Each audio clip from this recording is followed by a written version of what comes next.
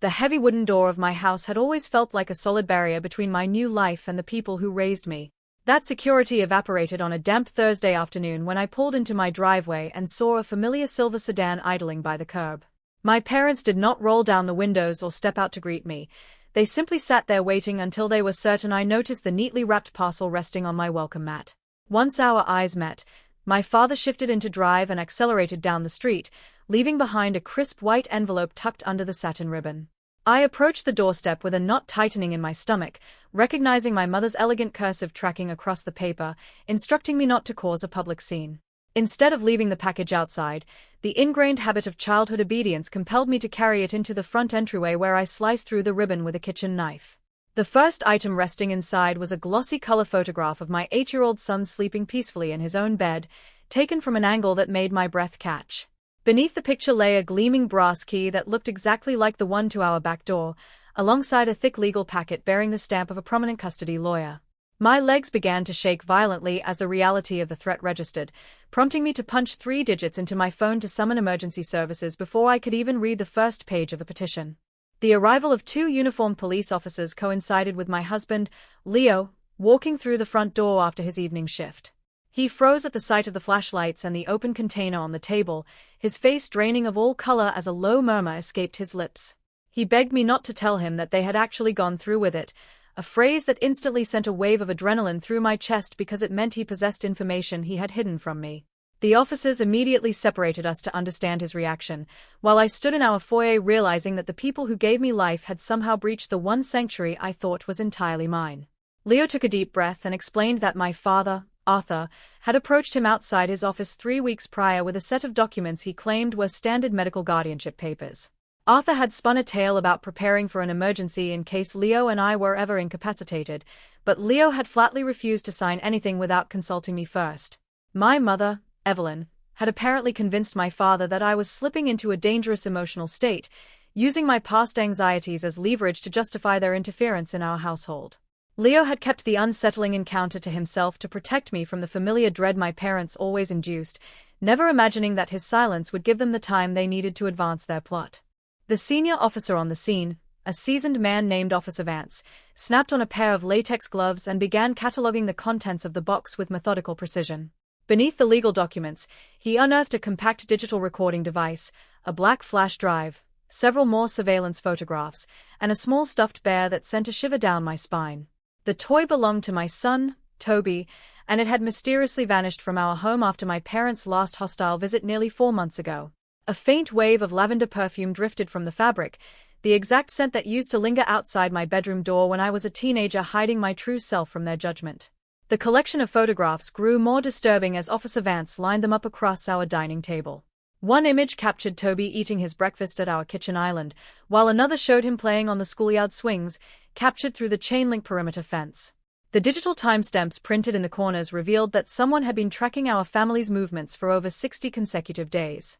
In the reflection of the schoolyard window, the partial silhouette of a photographer was visible, and it belonged to a strange man whose face neither Leo nor I had ever seen before. The investigation shifted rapidly from a standard domestic dispute into something far more criminal when Officer Vance asked how my parents could have obtained a working key. My mind flashed back to the previous summer when Arthur had offered to help us repair the deadbolt on our rear entrance after a heavy storm. We had taken the precaution of changing our front door hardware after cutting ties with them, but we had foolishly left the back lock exactly as he had assembled it. Leo closed his eyes in shame as the realization washed over us that my parents had possessed unhindered access to our living spaces for months. The legal packet contained a fully drafted emergency motion demanding that the state award temporary custody of Toby to his grandparents due to parental unfitness. The attached affidavits claimed that I had routinely neglected my son's medical needs, displayed unhinged behavior in public, and created an environment that was fundamentally unsafe for a child. One of the signature pages bore a clumsy forgery of Leo's handwriting, which he immediately denounced to the officers while shaking with rage. The most terrifying document was a fabricated evaluation from a licensed family therapist I had never spoken to, recommending immediate intervention before a tragedy occurred.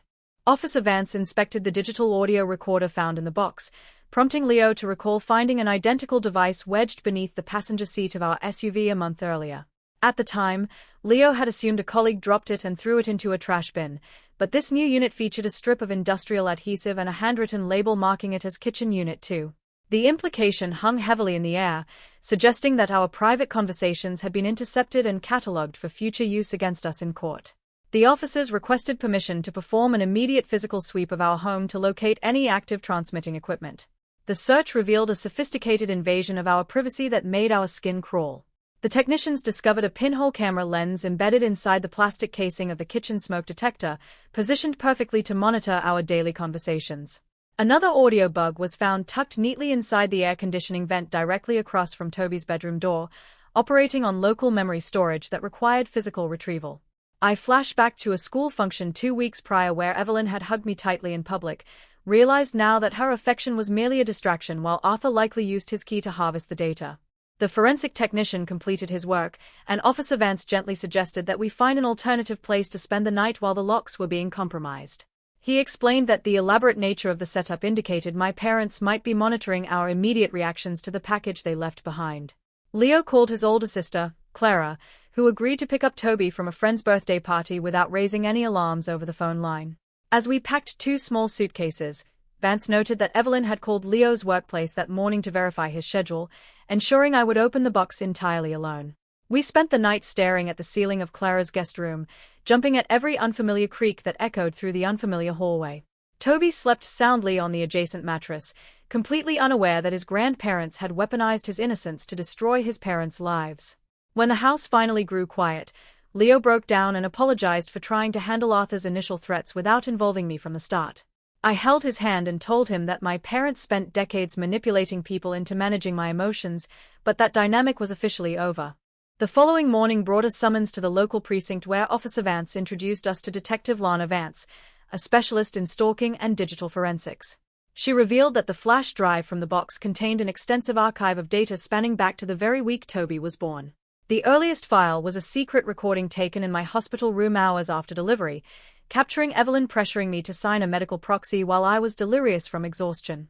When I left the room on the audio track, Arthur's voice could be heard telling her that I would eventually submit once I realized I had no real autonomy. The digital files also held stolen copies of our joint tax returns, Leo's corporate travel schedules, and logs of ordinary household disagreements that had been twisted into evidence of instability.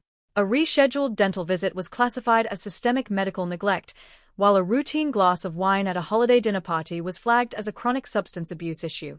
My parents had spent 6 years compiling a fictional narrative of failure, waiting for the precise moment when they could present their manufactured dossier to a family court judge. Detective Vance warned us that Arthur had already contacted the police chief, claiming the box was merely a collection of sentimental family heirlooms and accusing me of severe paranoia.